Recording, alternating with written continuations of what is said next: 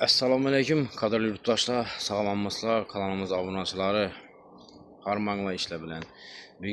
Bugungi videomuz sizlar uchun bir foydali bo'ladi deb umidamiz, ya'ni ish temasidan bo'ladi. O'zlarimizda O'zbekistonda do'stlar ish bor. Nav ish deb so'rasangizlar, monolit ishi bor. Monolit ishini tushunadigan, monolit ishini biladigan, shu monolit ishini ishchilar kerak deb murojaat qilib bo'ldi. Ish nerede deb so'rasangizlar, Surxondaryoda. 3 mahal istovkatı var, yatakı var, şəraitləri adım əcaibdədir. Aylıqlarına gələn olsaq, xaxlasanızda abiyom alıb içəsənizlərəm boladı, brigada olub barıb, xaxlasanızda aylıq içəsənizlərəm boladı.